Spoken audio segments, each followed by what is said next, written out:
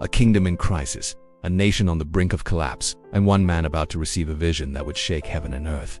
This is not just a story from the past. This is a prophecy for now, and you are about to see why. Out of all 66 books in the Bible, why is Isaiah considered the most extraordinary? Why did Jesus quote him more than any other prophet? And why do scholars call Isaiah the fifth gospel? Because Isaiah didn't just write history, he wrote destiny. He saw the Messiah.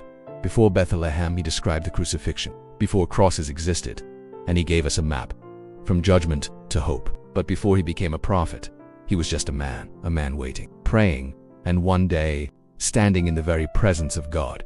The year was dark. King Uzziah dead, Judah trembling. People were turning to idols, false gods, and foreign alliances. The streets of Jerusalem were filled with fear. And somewhere near the temple, a young priest named Isaiah sat in silence, feeling the weight of it all. He wasn't a warrior, he wasn't a king, he was just Isaiah. But heaven had chosen him. As he prayed, a wind swept through the temple.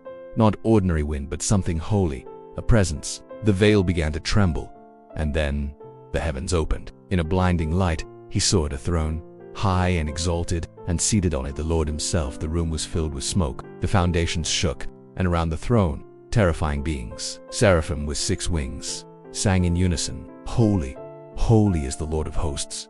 The whole earth is full of his glory." He couldn't speak, he couldn't breathe. He was undone, completely exposed in the presence of absolute holiness. He cried out, "Woe is me!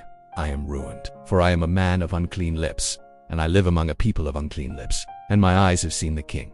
But instead of judgment, came mercy. A seraph flew to him, holding a burning coal taken from the altar. It touched Isaiah's lips. Yes, it burned, but it healed. "Your guilt is taken away. Your sin is atoned for." And then, the voice of God himself thundered through the temple.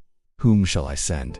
And who will go for us?" In that moment, still shaking, still overwhelmed, Isaiah found the courage to answer, "Here am I, send me." He had no idea what it would cost. He didn't know the rejection he'd face, the loneliness, the persecution. But something had changed. He had seen the glory of God. He had been cleansed by fire. And now, he was ready. Isaiah would go on to prophesy the virgin birth to 700 years before Mary ever held Jesus in her arms. He would describe the Messiah, wounded for our transgressions, crushed for our iniquities, centuries before the cross would ever be raised. And he would speak of a future, a day when wolves and lambs lie down together, when swords become when every tear is wiped away. Isaiah's vision wasn't just for him. It wasn't just for ancient Judah. It was for us, for you. In a world flooded with fear, compromise, and confusion, Isaiah still calls out. His words still echo through the ages. "Here am I, send me." The question remains, who will rise in our generation? Who will stand when others bow? Who will speak when truth is silenced? Because heaven is still asking, "Whom shall I send?" This message, this calling, it wasn't just Isaiah's. It's yours too. If this message stirred something in your heart, don't keep it to yourself. Share it, live it, and above all, answer the call. Subscribe, turn on notifications, and join us as we uncover the truths that have been hidden in plain sight. Because the time is now and the voice still calls, "Whom shall I send?"